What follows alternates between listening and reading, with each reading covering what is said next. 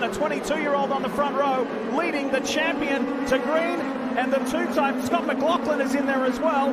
Let's go. Green flag this time. You bet. Racing at Barber Motorsports Park, and VK will go down into turn 1 first. Scott McLaughlin around the outside of Alex Palou as we see him to 3 wide now heading into turn 2.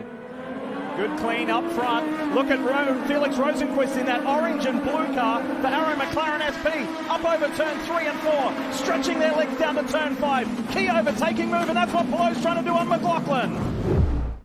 Look at this. Here comes Tatiana Calderon. This is what I was talking about. Look at this. Colton Herta on Grosjean. Teammate on teammate into turn 1.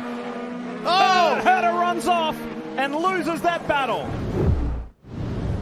Herta knows that this is the advantage for the red tire now. This is the time to make the move. Here comes the run again on push to pass.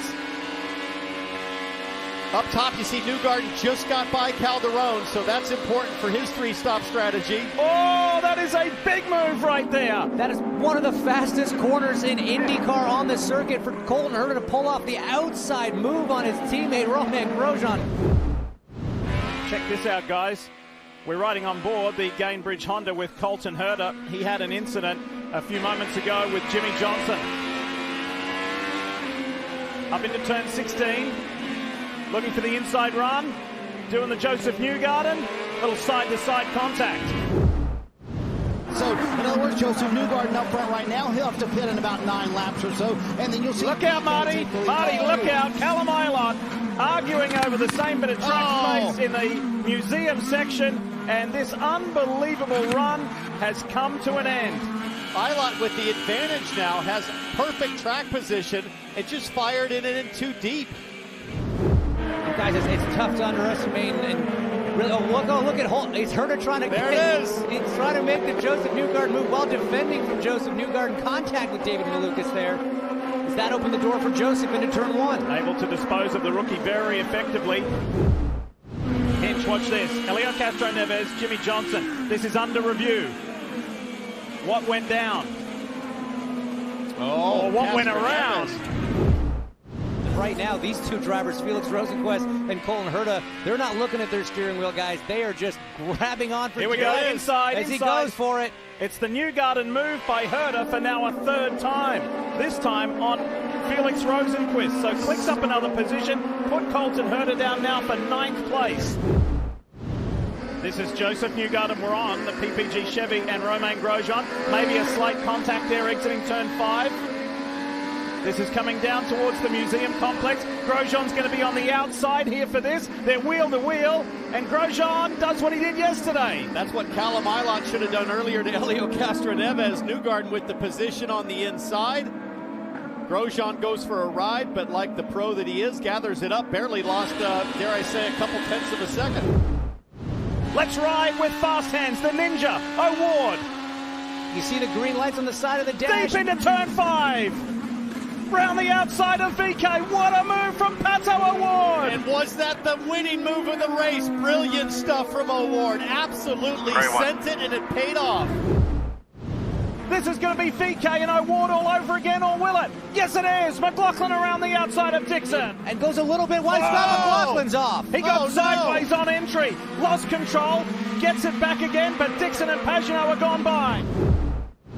Up ahead, Will Power and Scott Dixon were tangling, but this is what went down. Have a listen. This is a full send from way too far back. Colton Herta throwing caution to the wind, gets into McLaughlin, then loops it. Luckily doesn't stall. Let's watch the reaction here.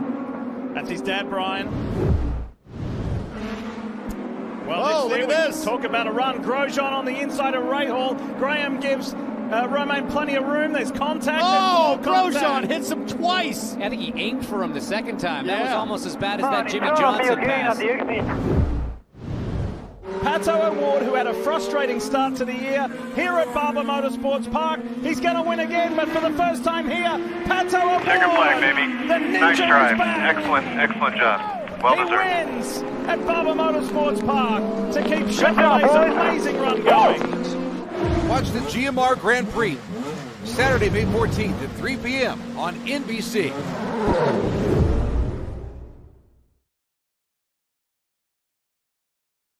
With that, welcome to the Push to Pass podcast, episode 23. Josh, if you can believe that or not, we're going to be previewing the Children's of Alabama Indy Grand Prix that is taking place this weekend at Barber Motor Sports Park there in Alabama. A lot to get to here in the next hour or so. As you've seen, just 1 year ago, it was channel favorite, my favorite, to win not only Indy 500 but to win the points championship. Pato Award taking the victory there in 2022, and I know we talked about this a little bit, Josh, off air today. That Pato Award again could be the favorite going into this weekend. Yep, he definitely could be. He had a rough time in his last race, but I feel like he's going to make a bounce back. But statistically, if he plans on winning this, he's going to have to be probably qualifying in the top three. I know we were going over stats earlier that typically the winner of this race qualifies anywhere from 1 to 3. So hopefully he has a good qualifying effort this coming weekend, and he can get back on the road to winning the NTT IndyCar championship this year.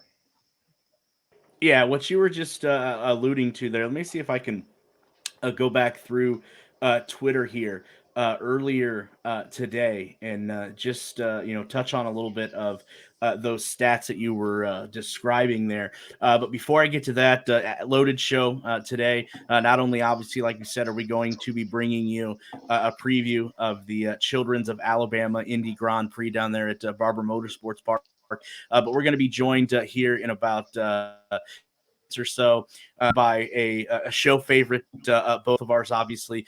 You can hear him as he co-hosts with Kevin Bowen on 93.5 and 7.5, the Fan, and then two, he is turn announcers on IndyCar Radio. Jake Query is going to be joining us. We're going to discuss this past week. We had the first test at the Indianapolis Motor Speedway, getting ready for the month of May and for the 500. I know Jake was there for the whole first day. We'll talk about that, and then obviously we'll get his thoughts and such on what we're going to see this weekend. And then later in the show, as always, Mike from Burnout Sports, Burnout Bets, is going to be joining us to talk a little bit of the IndyCar gambling side of things and who are some of the favorites, dark horses, and sleepers and potentially drivers to stay away from this weekend as well. But getting back to those little nuggets there, Josh, that you pointed out earlier. And hat tip, I want to give a hat tip on Twitter to Chad Smith at Chad200 on Twitter, where earlier today he put out some 3 key stats that come from Barber Motor Sports Park. Number one, 9 of the last 12 races have been won by the top 3 starters, referring to Scott Dixon. He has 9 podiums. He is the only driver to finish in the top 10 in every race, but believe it or not, has not won or started on the front row of any of those 12 races. And then also, too, Will Power has 2 wins here at Barber Motorsports Park, 9 top 5s, 8 front row starts, and he has led the most laps all time at Barber at 212. And then a couple more here that Chad points out as well.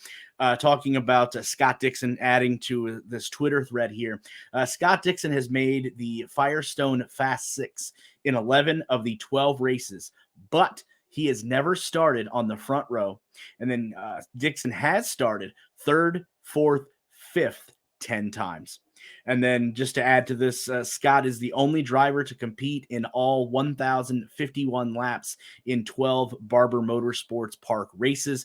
And Scott Dixon, believe this or not, Josh, Dixon has won at 25 tracks, but none of those wins at those 25 tracks have been at Barber Motorsports Park. So I'm sure Scott Dixon there trying to trying to get off the schneid, as they like to say in the professional sports world. Before we get in and break down, Josh, a little more of this race, let's pull up the 2023 schedule, as right there should be coming up on screen for everyone. As you see right there, April 30th, the end of April. And Josh, we're both excited to see the end of April, because that means one thing and one thing only. It is the calendar is about ready to turn over into the month of May. Taking a preview, as we will here at this is last year's map, actually, of the Honda Indy Grand Prix of Alabama, and they've changed the name this year. As I said, it is the Children's of Alabama Indy Grand Prix. This is going to be a 90-lap race, Josh, 207 miles. For people that are unfamiliar with this motorsports park here, the 2.3-mile permanent road course has 17 flowing turns and features 80 feet of elevation that can change. 80 feet of elevation change, rather, that challenges drivers and engineers. A 45-foot wide racing ribbon also makes it imperative for patience while setting up overtake opportunities. Josh, anything else here as we're looking at the map and talking about the statistics a little bit that you want to add here? That's an interesting looking course track to me. You know, we were looking at it earlier today on a live view, like a actual picture of it. And if you drove up on it, you wouldn't really know it's a track. You would think it might be where someone was testing, you know, some sports cars, but you wouldn't really think that it was an actual track. That's a huge layout, and there's going to be lots of twists and turns, and hopefully everyone comes out of it healthy and crash free. But I can't imagine that's going to actually happen, because there's so many twists and turns. This track is a monster. So many, not a lot of hairpin turns, but there are going through some of those turns. They are going to be able to pull maybe a G or two. You know, put a lot of force on their bodies. So hopefully this time each driver is got their endurance up and can come and bring their best game. Yeah, it's definitely going to be interesting to watch as you see here up on screen all of the turns and such. And I would also too. I know we did this earlier today, and I probably should have put the video up here.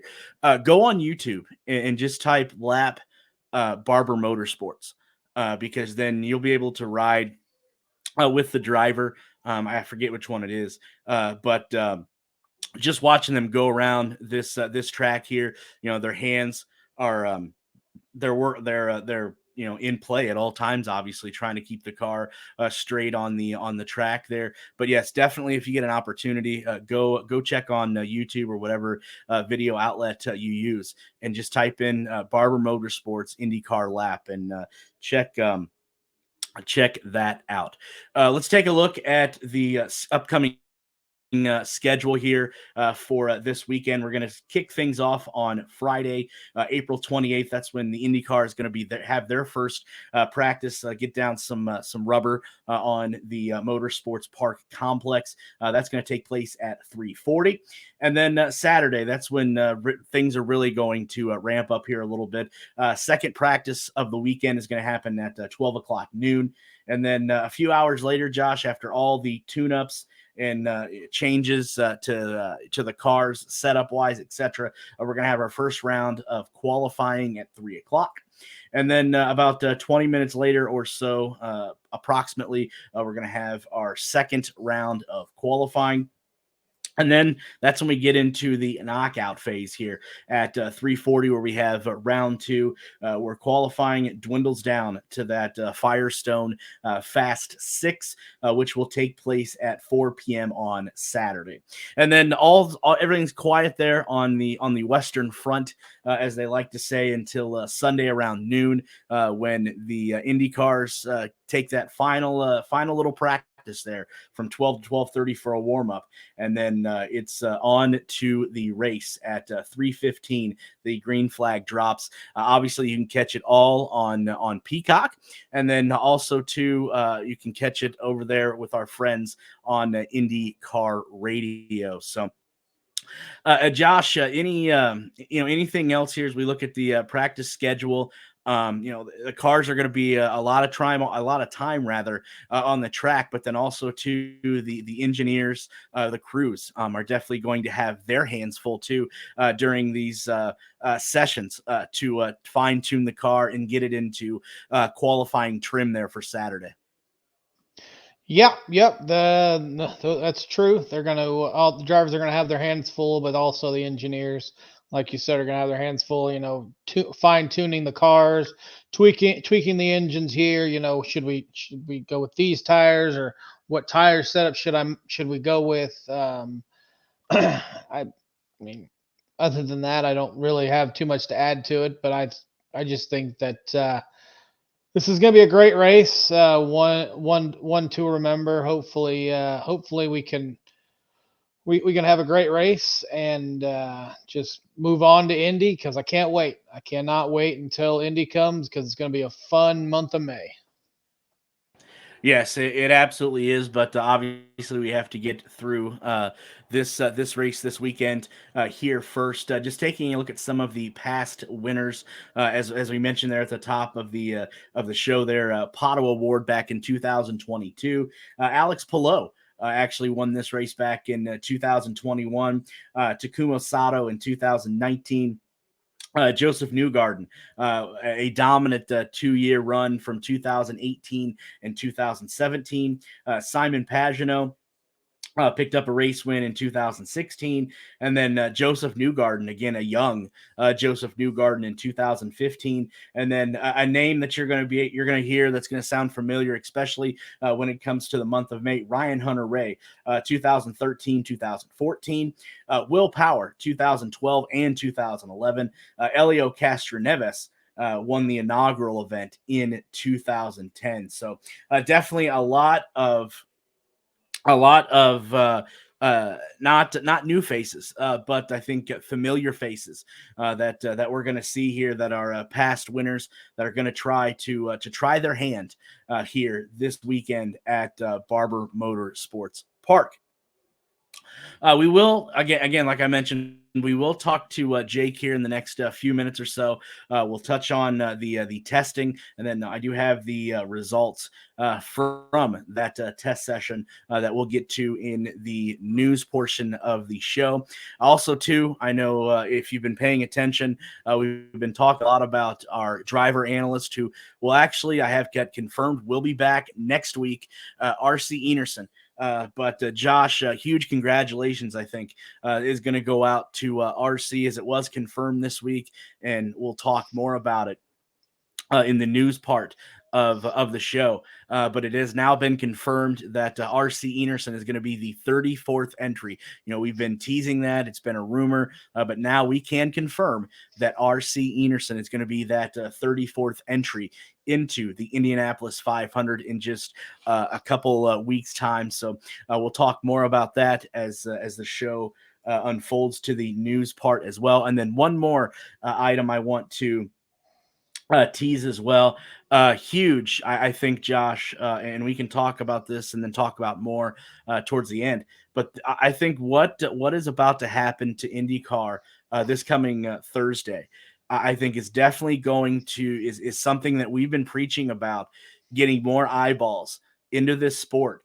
And I do believe, Josh, that the launch of this docu-series between CW Sports and Vice, 100 Days to Indy, I think is the absolute golden ticket to get more eyes into this sport right now. Definitely, anytime you can get you can get your product out there on a channel that that a lot of people will watch. I know I've watched Vice. They have different different things such as Dark Side of the Ring, Dark Side of the Football. I think it's get more eyes out there. I'm hoping, and from the previews, from the trailer, it looks like it's going to be a really great thing, great show. Hopefully, more people, even if they're just flipping through and they stop and maybe they see. I know David Letterman's in it. They'll stop and say, "Well, what's David Letterman talking about?" And they'll stop and watch it. Hoping that it's done well and it brings out the true spirit and sportsmanship of all the drivers, and just how people have fallen in love with this race.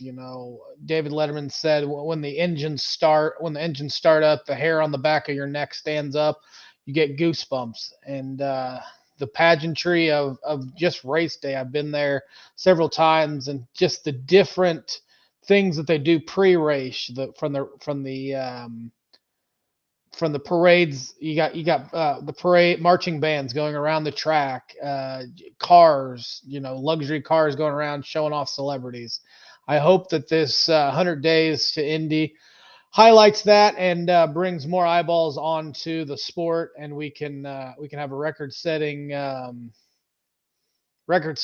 attendance and viewership of the race this May.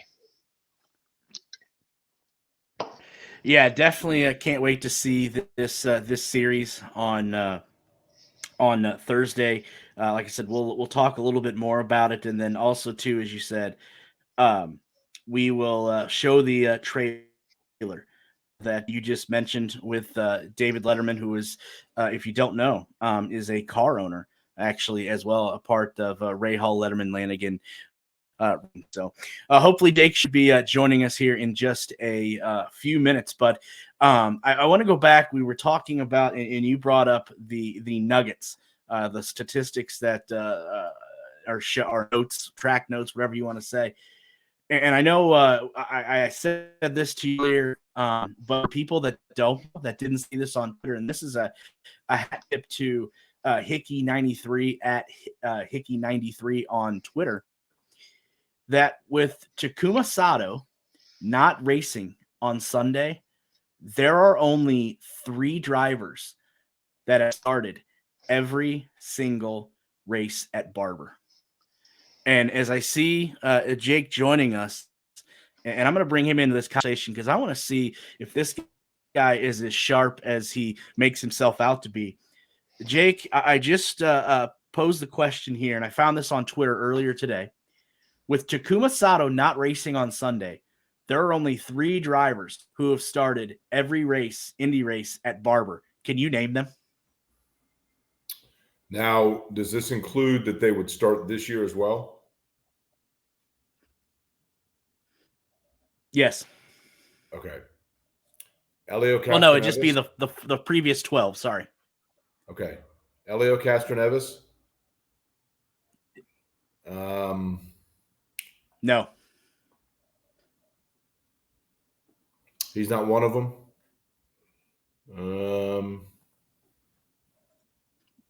No, because wasn't that the year that Meyer Shank only did half a season?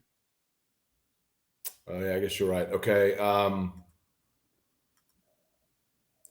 This is great radio, I realize, or television. See, they all start to blend together to me, admittedly. Ryan Hunter-Reay. Is that one of them? No.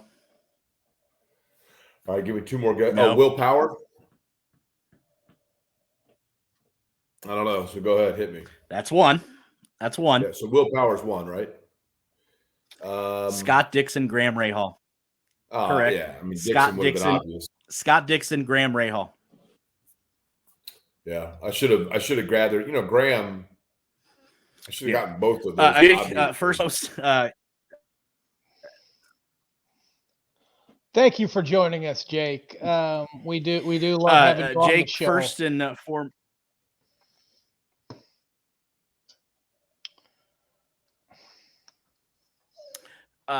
Jake, first and foremost, again, huge thank you for joining us. I know you were out at testing last week, the whole event. You want to talk about that a little bit? Yeah, I mean, I think, anytime that you have cars on track there, it's pretty cool. It was weird because it feels like May, but it's not May yet. But I think it gives us a pretty good indication just in terms of, I thought the speeds were pretty good. It was good to see that they did all of those laps without any incident. It basically checked off all the boxes, right? You had the rookies getting through rookie orientation and passing through the phases, the veteran refresher course, everybody getting through that. I thought, to be honest with you, one of the storylines was Steph Wilson. I thought he was really good. That team was good. I mean, Steph Wilson and Ryan Hunter-Reay both looked like they were going to have some pretty fast cars. And Wilson kept, I thought, really good lines. Looked like a guy that's been out there a lot, even though obviously he hasn't. And then, quite frankly, then you never know with the bigger teams.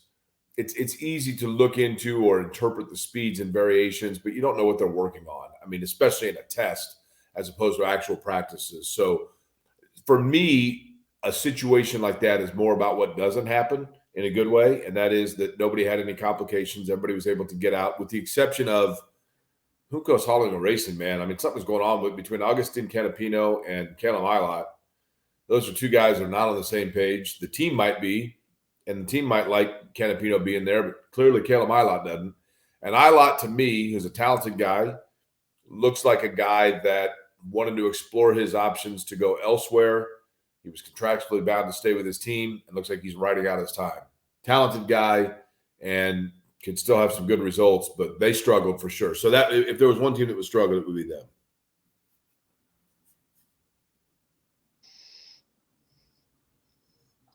Yeah, I know when you referenced Juncos Hollander Racing, and I remember the interview that you guys did, Callum Ilott, I think it was Ryan Marine, and what you're referring to there, for people that didn't hear that, obviously you can't see Callum's body language on the radio, but you could definitely in his tone of voice when he was asked about the struggle teammates having, and when he responds saying "tip him," there's a little bit of dysfunction there for sure.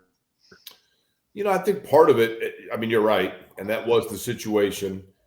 And I think part of it too, if you were going to try to explain for Callum Ilott, it's just the background he comes from. People don't realize that when you come up through the ranks in Europe and through Formula One, in Formula One, your teammate is the number one person that you need to beat because you have totally matching identical equipment. So you want to make sure that you are finishing ahead of your teammate to be able to prove that in a level playing field that you are the more talented of the two. So the whole concept of teamwork and sharing telemetry and sharing data and offering tidbits and advice, that's a foreign concept to Callum Ilott from his background. And, clearly this year, last year he worked on his own. He did a really good job last year. I thought he had a good rookie season, especially considering that, he was a lone bandit. I mean, he didn't have a teammate to for those things to be shared with. So he did a good job. But I can understand where his mindset would be exactly what he said, which is, look, I figured it out. He can figure it out on his own. It's not the best in terms of cohesiveness for a team in IndyCar, but it does run parallel with the way things are done in the background in which Callum Ilott has experience.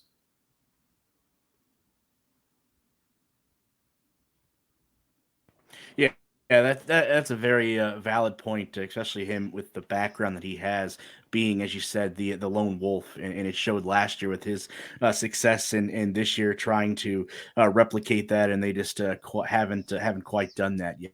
I thought somebody else that stood out. I know this team has struggled through a handful of races. Nice to see Connor Daly at the top as well. Ed Carpenter Racing has struggled immensely, but to see a laps down and where he ended P2 was scheduled calendar. Yeah, I mean, I think obviously that team is, ovals are what they're set up for, right? I mean, we know what it means to Ed Carpenter, and they've always been good on the ovals. I mean, the real struggle for that team clearly is on the road and street courses, whether the setups. One of the things, and it's been a long time, I realize, but going back to backgrounds, Connor Daly came from a background where the way that he raced and his cutting his teeth, so to speak, was in Europe, where setups were not necessarily the same in terms of the feedback given, in terms of the way that he, would have been giving and working with engineers, just a different background. But, that team, obviously, Rinus VK even, who has been really good over the course of his career. He's won races, obviously, at Indianapolis on the road course. But, they've struggled in finding speed for sure. But the one area where they have it figured out, and keep in mind, these are essentially the same chassis, the same setups, so they're using the same data as years past. And the one area where that team has found out speed is on the super speedways at Indianapolis. And so that translated well. I think Connor Daly and all three of those, VK will undoubtedly be probably a Fast 9 contender when it comes down to qualifying for the Indianapolis 500 on the oval.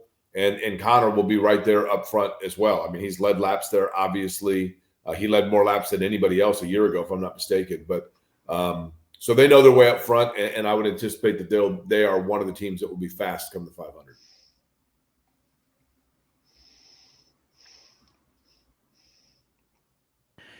Josh, anything you want to ask Jake pertaining to testing before we move on to Barber this weekend?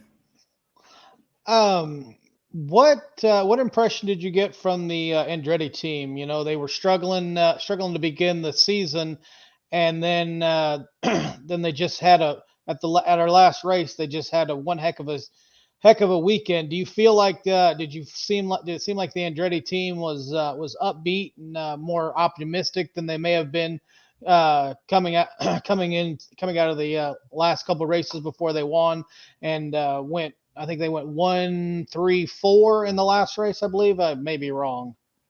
Yeah, I'm trying to think. I mean, obviously they were right there, right? I mean, they were really strong. Look, I think the reality is, and yes, everybody, and DeFrancesco wasn't terrible, but everybody else ran up in the top 5. One of the things that Andretti Autosport has always done, and this goes back to when Dario was driving for them, one of the strategies they have, and this is the advantage of obviously being a multi-car team, and I would anticipate the same is going to happen for the 500. I think they're optimistic, Josh, because the reality is they're going to be able to send out all of their cars on all those practice days and do different setups the entire time. And I think that's what they did a little bit in the test. I don't think they were looking for speed as much as just figuring out and getting information on different variations in terms of the way the cars run in traffic, the setup, etc. I would anticipate that Colton Herta and probably Marco Andretti will be the two guys that turn a ton of laps for them. Colton Herta turned a lot of laps for them in the test. But those guys will be the workhorse because of their experience there and just their understanding of those cars that are going out and collecting as much information as they can to then go back, obviously, to the team and say, here's where things stand. Here's what we're doing. So come qualifying, it wouldn't surprise me if they have one or two that are off pace a little bit because they'll probably try some different setups, but they'll be good and they'll have the information. Certainly on race day, I would anticipate that they'll have the proper setups and knowledge to be able to stagger maybe a little bit of the strategies they do and then bring that kind of all together throughout the later stages and later stints of the race. Okay, one more question. So they tested last week. How much of the data do you think can actually translate into later in May? I mean, last week I know we had a couple of beautiful days, but then towards the end of the week, it started getting a little colder. And as we typically know, on a beautiful May day for the 500, it could get up to 70, 80 degrees. I don't know how hot the track's going to get. Do you think the data that all the teams collect, do you think it translates well into the end of May when they're A, trying to qualify, and B, also on race day? No, it's a perfectly astute question. And it's one of them that fascinates me as much as anything, because I ask that a lot, right? Is the reality is that of any racetrack that IndyCar runs on, whether it be road street, ovals, I think a lot would tell you that Indianapolis is the most temperature and heat sensitive, so same thing there, sensitive track of any of them. There are two things I think that come into play at Indy more than anything else. Number one is the heat absorption in different areas of the racetrack in that asphalt, and it getting stuck there and that causing grip to go away a little bit. The other one, which is advantageous for them, that was taking place during the test, is the wind. And in particular in turn 2, if you talk to drivers, they will always tell you that turn 2, the wind is very tricky because of the way the seats are and the grandstands are between the Southeast Vista and then I think it's stand J maybe. I can't remember the name of the stand, but it's lower. So the wind can get in, but then it kind of gets trapped there because of the sweet wall, if you will. So the wind kind of circles and swirls, and it's very tricky. So to be able to go out and turn laps on a windy day, advantageous, because if there's wind at any point during the month of May, they're going to have that telemetry. But the thing that is the most sensitive is the sunlight. You can see it during qualifying. If the cloud cover comes over right when somebody's making a qualifying run, they're going to get better grip and better sensitivity for their car and more speed than the car right before them or right after if that cloud moves and the sun is drenching the track. That sun takes away the grip in those tires, and that costs them even a micro fraction of speed. So the thing about the test and the practice that is so important is that Indianapolis in the month of May, the weather is totally sporadic. It can be nice one day, terrible the next. So you never know what the track conditions are going to be in the most important days, which are qualifying and race day. So you've got to make sure that you have every single I dotted and T crossed in those variables. And I do think it's possible that that kind of a weather will present itself. The law of averages says at some point in May, we're going to see weather like that. And it might be, the 92 race was 58 degrees, I think, when they went to green. So it can happen. I mean, you just never know. So as I always say, man, it wasn't raining when Noah built the ark. So whenever that weather comes, you better make sure that you've got something to prepare yourself for it. Definitely. Thanks, Jake.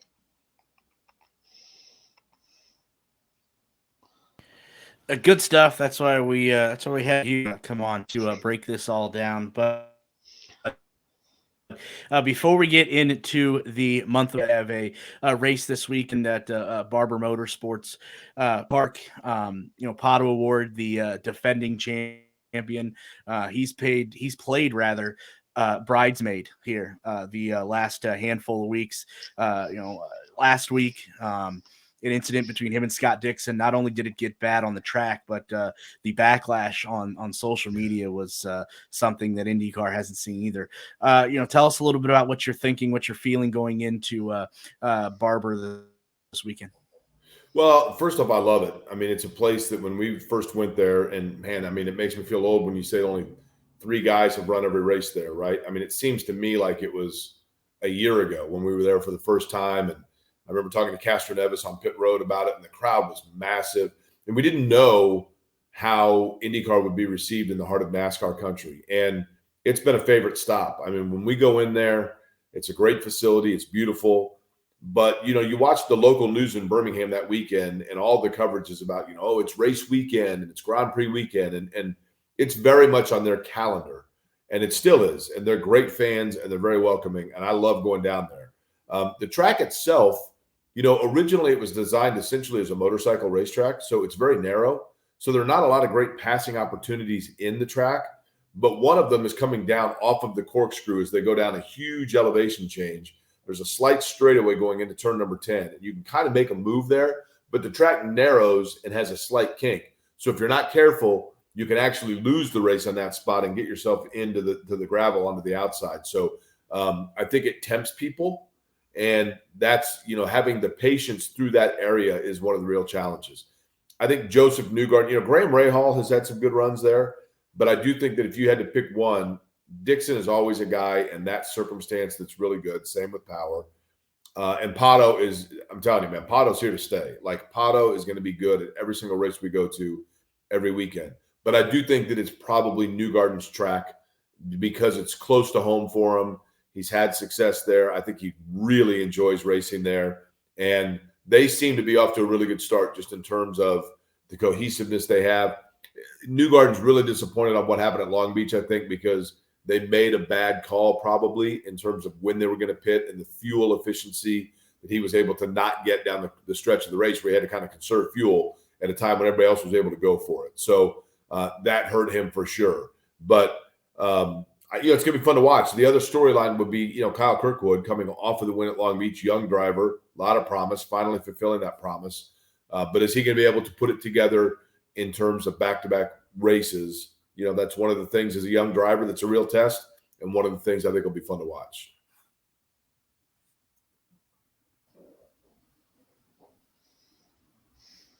You talk some of the drivers to this weekend. You didn't mention who has had consistent finish after consistent current points. Markson, is this a track for him to get another consistent finish? Is that somebody that you see maybe struggle this weekend? No, he's another one that I think we are going to consistently see run towards the front. You know, the thing about Ericsson to me that is really impressive, and you see this with a lot of drivers, you can tell as they get to know the courses themselves. Ericsson came over, and in that rookie year, you know, he was running like the first half of the year, let's say 14 to 17, you know, race in there. Then the year goes on, and all of a sudden he's running like 10 to 14. And you think, okay, like he's kind of started to figure things out a little bit. Then obviously last year, I mean, a guy that was leading the points for the better part of the year and certainly figured out not only how to run these particular cars and everything that goes into it and the circuits themselves, but I also think just working with and having good chemistry with his engineer, with his team. And, you know, that's obviously a team that knows how to get cars up front and run them there. So the work he's done in terms of, you know, with the team itself and in terms of working with Dario and talking to Dixon and learning everything that he can. He's an experienced guy anyway, who came over with a lot of Formula One experience under his belt. So absolutely Marcus Ericsson. I think there's probably 5, 6 guys that you can look at and say, doesn't matter the track, doesn't matter the conditions, they're going to run up towards the front unless something else becomes a variable against them. And Marcus Ericsson's one of those guys for certain.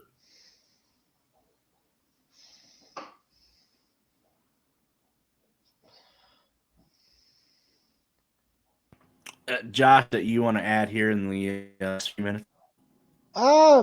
Just wanted to ask Jake about. I've been seeing advertisements for this gold badge series you're doing with the 500. Can you tell me a little bit about that? I haven't been able to watch any of the episodes yet, but I am eagerly awaiting time after I get off here. My son's asleep right now, so I should be able to watch it and see. Can you tell me a little bit about it? Well, I appreciate you giving me the opportunity to plug that. So the radio station I work for, which is 93.5, 107.5 The Fan here in Indy. The website is 1075thefan.com. You know, when I got hired a year ago, they basically said to me like, hey, you know, what kind of content can you come up with for Indy and just for IMS in general? And I thought, I don't really know. And I said, well, you know what? If you have a bronze badge, you can get like through the garage area. If you have a silver badge, you can go like on pit road. There's no gold badge that takes you everywhere. So I said, why don't we just take a day with the camera crew and I'll let the Speedway know we're coming over and I'll just take people places that they can't normally go, that we're very lucky, and you guys have access to, but I mean, we're very fortunate to have access to a lot of things that it's not lost on me. You know, that place is so special. And there are so many unique areas with great backstories, both historically speaking, areas that the average fan and some of the diehards may be like, yeah, man, I knew some of this stuff.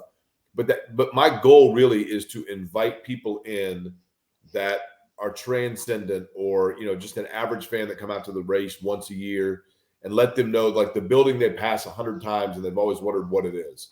Take them inside there, let them see it. See where the radio booth is, you know, where we do the radio broadcast. Like, what's the epicenter booth? Who's in there? What monitor? People ask me all the time, when you're up in your turn, are you looking at a computer screen? I'm like, no, man, it's about as elementary as it gets. So I did a video series where we went up to the broadcast perch in turn 3 to show what the broadcast perch is like and what all's happening from that area. We went into the pagoda. We showed the 9th floor of the pagoda where the security command is and where the booth is, the epicenter for television, all of that stuff. So just kind of a behind the scenes thing. So this year they asked me if I wanted to do it again. And I said, sure, but I think I've run out of ideas. So that's hard. But we thought of some new things that we're going to do. We've already shot one of them where I actually took people to a spot in Speedway that you have passed 50,000 times.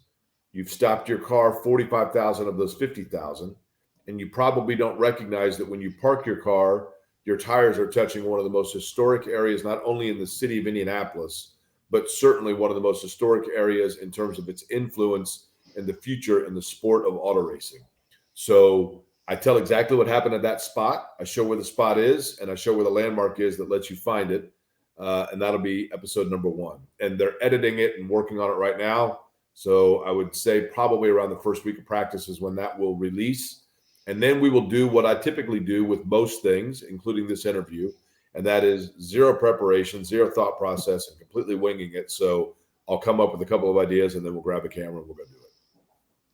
I can't believe you actually you're winging this. You seem like you're a pro.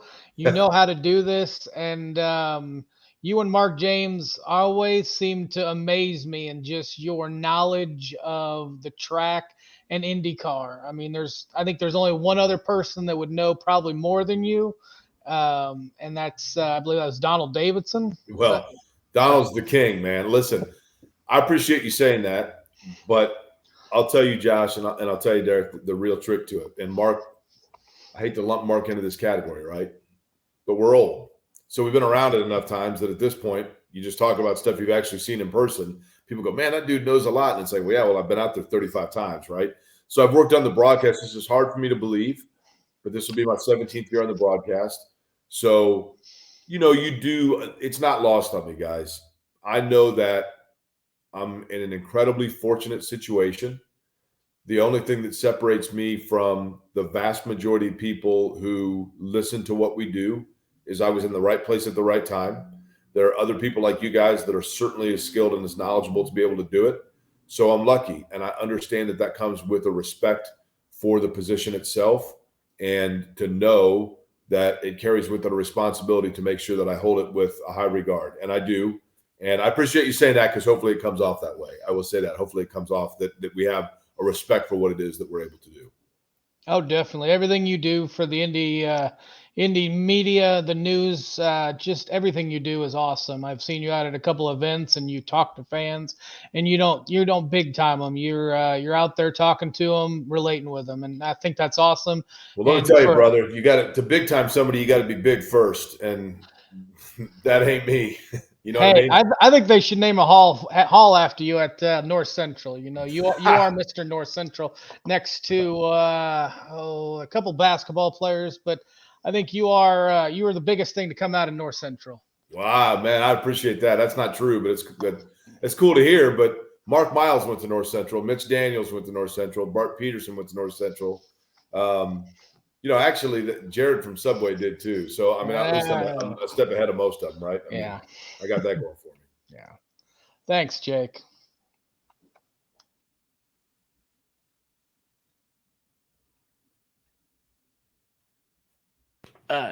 Jake, I know we need to wrap this up, but again, a huge thank you for joining us. Me and Josh both look forward to seeing you out at Derek, the track here in the next couple weeks. And I. What's on the wall behind you? I am a nerd, so I have the wall behind me. No. These are all of the 164 diecast that I've. Okay, I can tell now. That's cool. I have all the IndyCar 164 diecast. This is what's behind me. Yes. All right, that's cool. I can do. But again, Jake, I know you got to run. I get 7 a.m. comes early to do your radio show. But again, huge thank you for joining us. We look forward to seeing you out the track here in the next couple of weeks. And I want to tell the listener, if you run, I want them to buy you the biggest jar of man fun. No. Listen, I'm not a big guy because I don't like mayonnaise, right? That's the bottom line. That stuff is so nasty. It is the worst condiment ever. It's not only the worst condiment ever invented, it's the worst food ever invented. Like, literally, you can't make egg whites even more disgusting, but you add in like pickle juice and whatever else that devil spawn is that's mixed in with that crap. It's horrible. It's terrible. And apparently on our radio show, I'm going to be forced to eat it, and I have no idea how that came to be, but that's what I do in order to get like the 18 people that listen to us to keep listening. So thank you for mentioning that, and think of me tomorrow. Thoughts and prayers, please. Jake. Oh, absolutely. We will definitely be listening. But Jake, again, huge thank you for joining us, and we'll see you here in about a couple weeks' time out at IMS. All right, guys, my pleasure. Have me on anytime. Thank you. No problem, man. Yeah, thank you.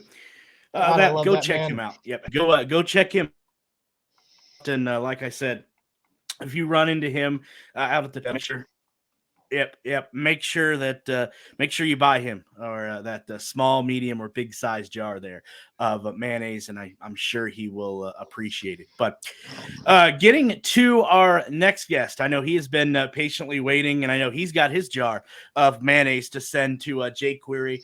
Mike from Indy Bets is joining us. Mike, first and foremost, as always, huge thank you for joining us. Barber Motor Sports Park this week. What can you tell us? What you got so far? Well, first of all, I'm pro mayonnaise. Like, I don't know what he's talking about. Like, mayonnaise is good. Like, mustard, that's a no-go. But mayonnaise, like, I can get behind some mayo. So, but I thought we were going to talk hockey. Jake had his Islanders shirt on. I got my Lightning gear on. I saw that. I was like, there's an interesting Islanders hat going on there. And now his Islanders are about to extend the series 3-2. I think there's like 59 seconds left. I was looking at that. I saw his hat. They're about to go fishing like my Lightning are, unfortunately, probably, but you never know. We'll see. But yeah, man, Barber Motor Sports this week. We get back in the action. It's time to build. So I call these two races the bankroll builders for the Indy 500, which is the main betting event of the year for IndyCar. So got to find some winners here. So yeah, man, I'm excited. I'm hoping we get a full menu again of odds on Wednesday night or Thursday morning pre-practice. But yeah, a couple of guys that I've already got my eye on ready to go. Specifically, I think it's time to fade. I think we talked about this last week. Time to fade the Andretti cars. They did great in Long Beach. And if I can get some juicy matchups or some matchups early, I think they go right back to the, fourth team in line. McLaren, super strong here. Paddle Ward's probably going to be your favorite. Maybe not. Maybe he'll be right behind Newgarden. So if we get a good number on Paddle, I'll be jumping on that. I think all the McLaren cars, and I think one guy that I think could be a long shot that might get double-digit odds pre-practice is Rossi. Rossi is a stud at this track. He was a stud at this track with Andretti. And he was a stud last couple of years with McLaren. I think he's a sneaky guy for a good top 3 odd or good win odds. And then, I'll be looking at the practice times of the Penske cars. Power's been good here. He got screwed over in qualifying last year, and I think he must have passed. I think he went from like back of the pack all the way to 4th or 5th, if I recall on that. I'll have to check the stats on that, but he's really good here. So Award, Rossi, and then the Ganassi guy is Palou. This is a Palou track for sure. Palou's got 2 top 3s in the last 2 years. Won the race in 2021. 2022, I believe Palou had another top 3. So I think he's somebody. He was second to Award last year. So I don't put too much stock in the VK poll. I think that was more of a fluky kind of deal in a tire situation. So Palou, Award, Rossi as a long shot, and then I'll probably pick and choose a McLaughlin or Power bet. But those are the guys I think I got my eye on this week. But this race is starting at the front, so I'm going to save a lot of my money for Sunday. Sounds like a good plan, Mike. What do you think the odds are that somebody from outside of the top 3 wins this race? I know me and Derik talked about it earlier that the average starting spot for the person that wins this is between 1 and 3. What do you think? Less than 5%, man. I think that's why the last thing I said there is in this track, IndyCar, they qualify all within a second of each other. Funny things can happen in qualifying. I think you got to wait. You got to wait until we have the qualifying results and then see what the bets are. Now, the whole point of making bets pre-qualifying is trying to get the pole sitter at a better number, right? Rossi's going to be 14, 15, 16 to 1, my guess. Maybe somewhere low double digits is what I think, 10 to 15. And then the point of making that bet is if he qualifies first, second, or third and puts himself in a position to win the race, his odds are going to go from that double digits down to like 3 to 1, 2 to 1. So you're trying to hit those value bets, and then at that point you can bet on the other guys surrounding him, and you can pretty much lock in a profit for the race. So that's the strategy at play with the pre-qualifying betting. But No, this track is just historically the way this track is set up. I don't know if it's just that, you don't see cautions because there's a ton of runoff areas. Like, it's not like a street course where, you these guys bump a little bit, they're going into a wall. There's a bunch of sand, bunch of grass. I don't think there's very few walls these guys are going to hit here. So most of the time the cars keep going, cycle somebody at the back, but you don't see these yellows. So 2-stop race is going to win it. And the guys out front just have a huge advantage. They can gap the rest of the field. So yeah, I think the winner comes probably from whoever qualifies, top 5, moreover top 3. So this is a good race where if the sports books don't know that, like we do, they might give us the same kind of top 3 odds they'd give for St. Pete or Long Beach, where we know guys can run some fuel strategy or maybe some cautions can cycle things through. But in this race, if we can get same thing, we can take the top 3 guys to qualify and bet them all top 3, and you probably can make money that's just as simple as that if you wanted to. Okay. So hopefully we get some matchups. Somebody that we touched on, or I mentioned, somebody that I mentioned when our previous guest on, Mike, was Mr. Consistency this year, Marcus Ericsson. Is that somebody that you're going to put a little bit of stock into this weekend, or are you just going to wait until the 500, obviously, with him being the defending champion? Yeah, no, obviously I was anti-Ericsson from the start of the year. I mean, he's got some good starting positions in this race in history, but he's never finished well. He's always, he's barely top 10 last 2 times out since we had the aero screen, since he's, been a contender in a Ganassi car. So no, I'm going to stay on the Ericsson fade train. Now that could change. He qualifies, he puts it in the fast 6 and qualifies in the top 3 or 4. Then I'll have to reassess that and bet him on Sunday, but he will not be on my pre-card for sure. It'll be, like I said, I'll be sticking to outside of Palou. It'll be the McLaren drivers and maybe a Penske or 2. And I think that if I were picking the Penske's, Power would be my first choice, right, closely followed by McLaughlin, who's done nice at this track. And obviously he's showing more and more speed as he gets more and more experience. Newgarden seems to struggle here a little bit, but he's in a Penske car. Anybody in a Penske car can win any race, most races. Yeah, yeah, absolutely, and they actually have a track record of that for sure.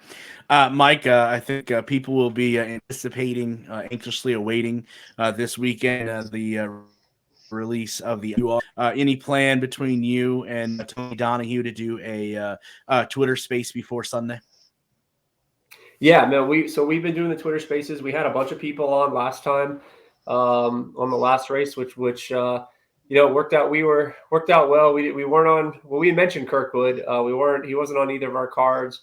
Yeah, we'll do a Twitter spaces Sunday before the race. I don't know if this is a noon race or a 3:00 race. I haven't even looked yet, but 3:00 race. Yeah. So, man, probably. I think the last time we did it around noon, 1:00. We might try to get it out, earlier. But we'll keep an eye on Twitter. Keep an eye on Burnout Sports. Keep an eye on my Twitter, Tony's Twitter. We usually just start texting throughout the weekend, and we figure out what time both of our schedules work, and we'll obviously be tweeting out our betting cards and as we go, and we'll do the spaces and try to get that out for people to listen so they can make some wagers heading into the race, and we'll cross our fingers that the sports books have some time for us and give us a bunch of different options to bet. F1's back, so that hurts, I think, a little bit, but there's nothing else really going on. The draft will be pretty much done, and sportsbooks can focus their attention maybe back to IndyCar. Speaking of the draft, Mike, I couldn't help but seeing behind you. You're a Gator fan. Where's AR-15 going on Thursday? Is he gonna go? Is he gonna come to the Colts, or you think he's gonna get chosen before that?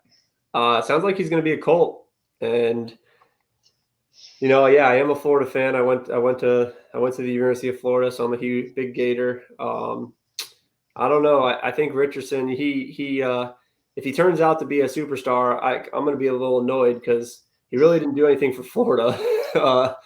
We we didn't get any national titles out of him. He definitely doesn't have the record that a Tebow had or a Leak had. So he's got a cannon for an arm. I've been to a couple games, watched him in person. He's kind of like a Lamar Jackson kind of guy, but he's also kind of a one read guy. And sometimes he throws that cannon a little too hard when he should have a touch pass. But yeah, I think he goes to the Colts. I know I saw pictures of the Colts playing in Gainesville multiple times. So who knows? But he could end up being special. He's a smart kid. At least he's definitely got a good head on his shoulders. He seemed like he's a good guy in Florida. So we'll see.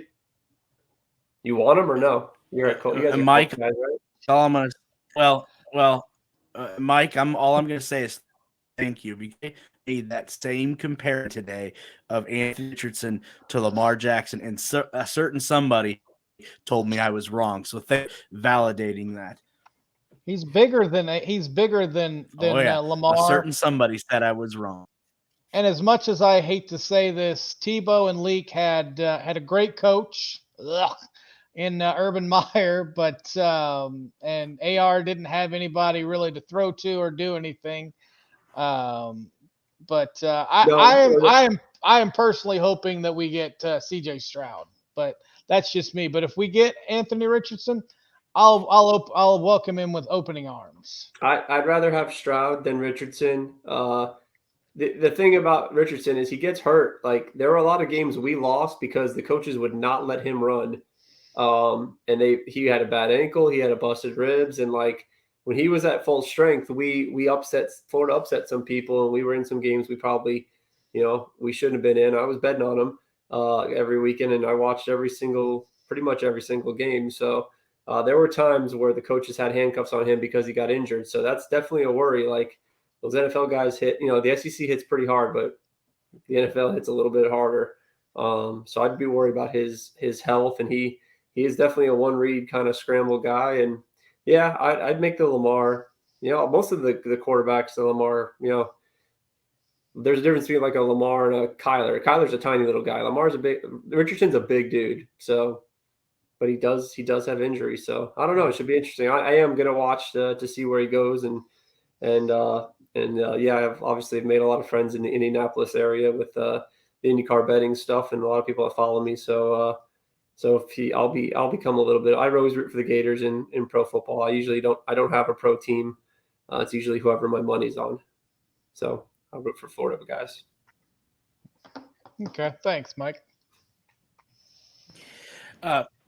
Mike, good stuff as always.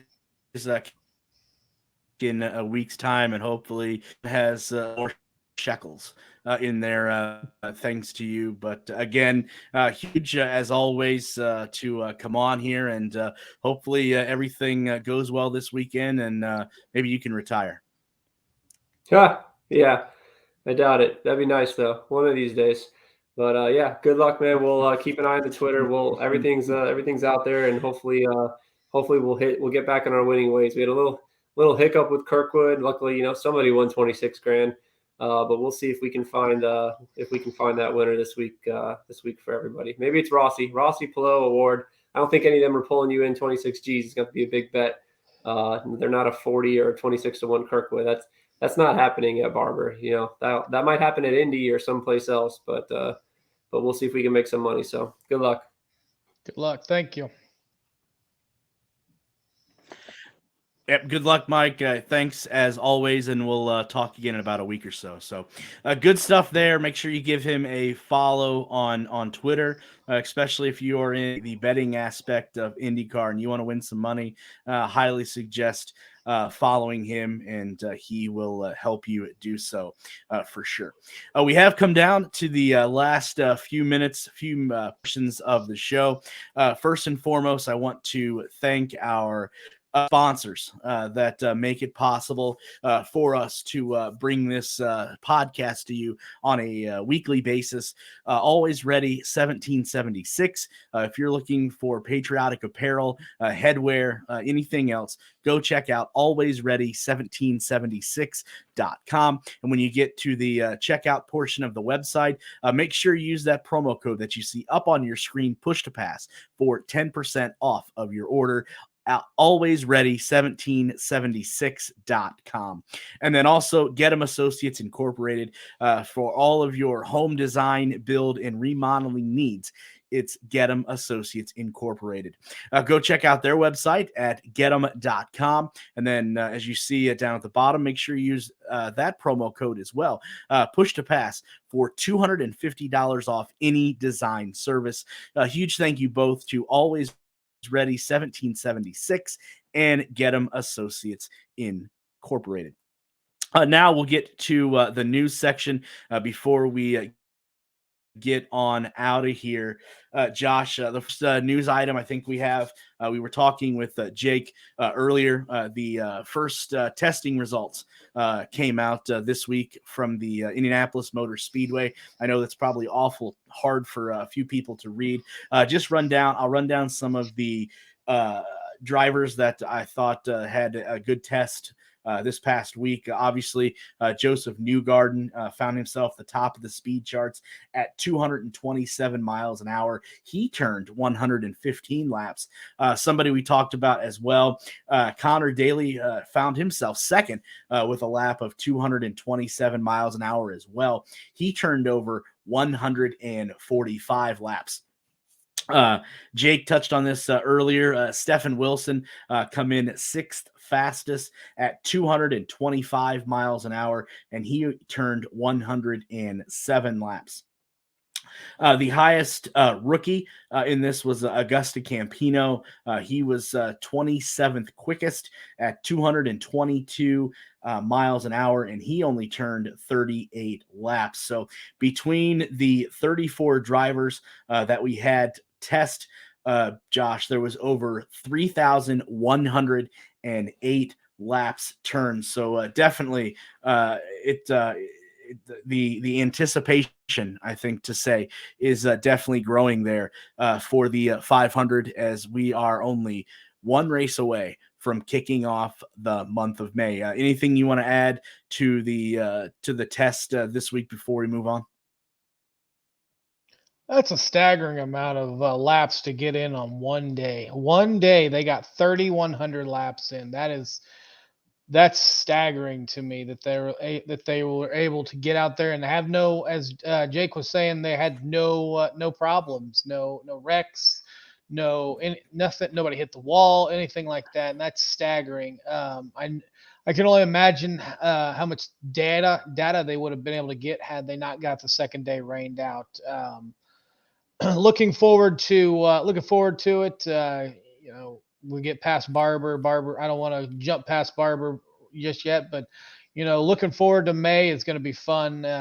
This is the first year I'll be credentialed to be able to go around and talk to the drivers and get their feel on how they're gonna do this week, this May, especially with RC going to be in the we'll hold on to that, but RC being confirmed that he's going to be racing this time, trying to make the field. It's going to be a fun time. I can't wait. Those lap times bring good promise to me that we're going to have a great month of May. And just as you talked about the aforementioned RC Anderson, our next story is we were able to finally confirm this past week that RC Anderson is going to team up with Able Motorsports and be the 34th entry in the 2023 Indianapolis 500. Able Motorsports, with a shop located less than 1 mile south of the Indianapolis Motor Speedway, has confirmed the number 55 Chevrolet powered entry will be in the 107th running of the Indianapolis 500, presented by Gamebridge and their driver, the aforementioned RC Enerson. Found in Louisville, Kentucky, Able Motorsports has been a mainstay of the NTT IndyCar Series ladder system for years, most recently expanding to the Indy Next by Firestone in 2022. Quote, "We've always envisioned the opportunity to enhance our position in the business world by leveraging the unique intersection that racing has with our brand," said Bill Able, CEO of Able Construction Company.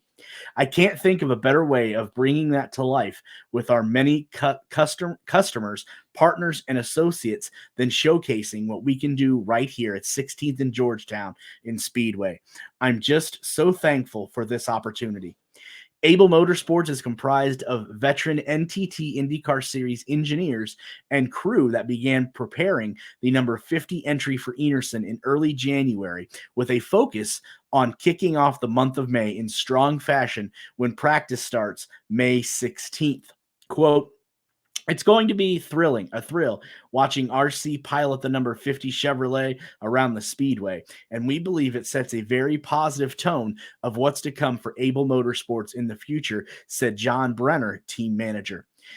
As has been speculated, we are evaluating a full-time entry for the 2024 IndyCar season, and our group is committed to building the foundation needed for sustainable long-term success in motorsports. A huge thanks to IndyCar and Chevrolet for their efforts in making this happen.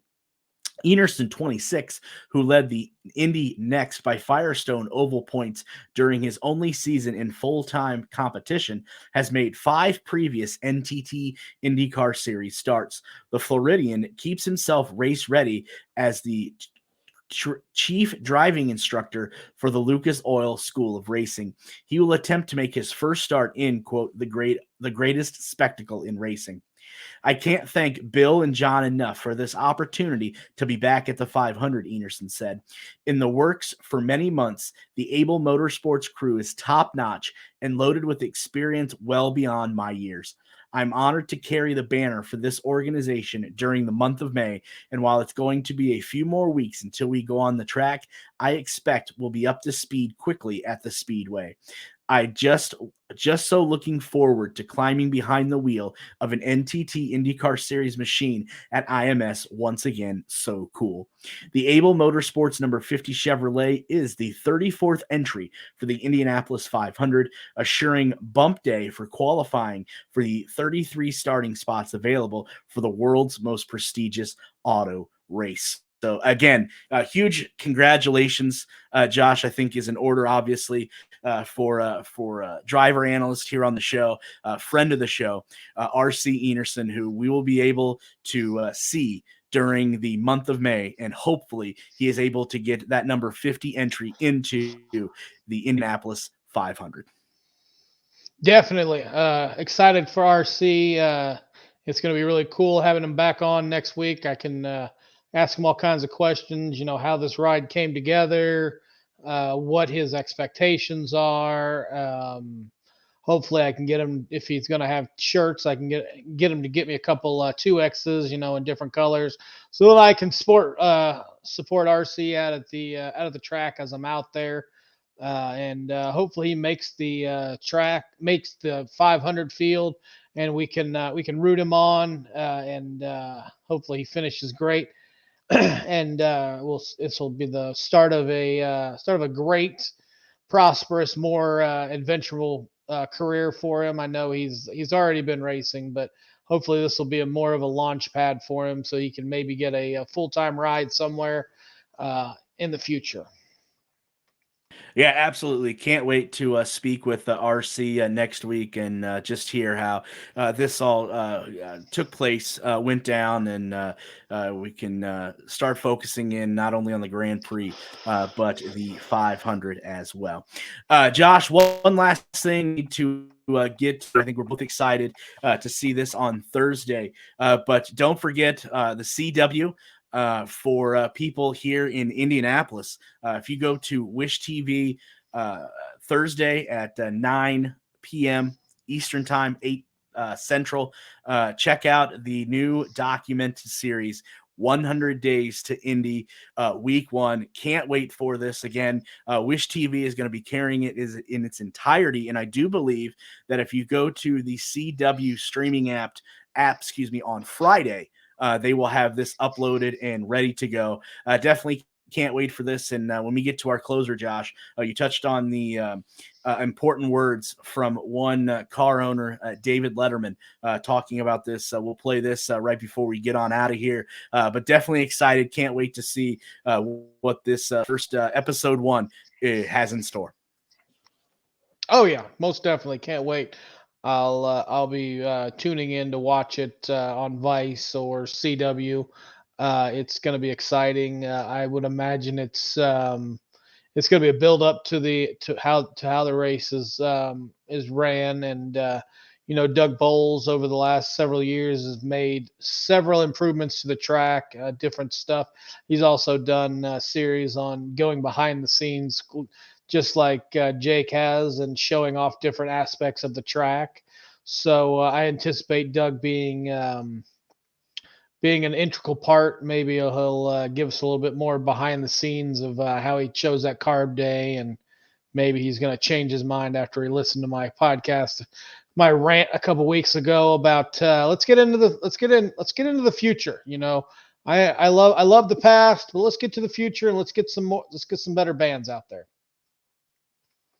Yeah, good stuff. Make sure if Doug Bowles is listening, go check that out, because I think you will definitely agree with what Josh had to say rather. But Josh, I think that does it for this episode. Make sure you are checking Twitter this weekend for all of your coverage there of the Children's of Alabama Indy Grand Prix. We'll be bringing it to you in its entirety. And then also to check on Sunday, we'll give our race picks. So first, huge thank you to Jake Query for joining us. And then as always, a huge thank you to Mike for joining us as well. So for Derik and Josh over there on the other side, we will bid you a fair adieu, but we'll be back in 1 week's time to discuss what just took place at Barber, and then to turn the page, flip the month to the month of May and everything that is the Indianapolis Motor Speedway. So until next week, so long, everybody. Have I been cued? It's my first day in show business. Okay, I need one of these. I got you. Okay. What you need to understand about the Indianapolis 500, you're minutes away from watching an event that causes the hair on the back of your hands to stand up. They fire the engines, and suddenly what was an audible hum becomes a violent shriek of thunder. This is no exaggeration. If you win the Indianapolis 500, you're going to be immortal. 100 Days to Indy. Documentary series premieres Thursday, April 27th. Free next day on the CW app.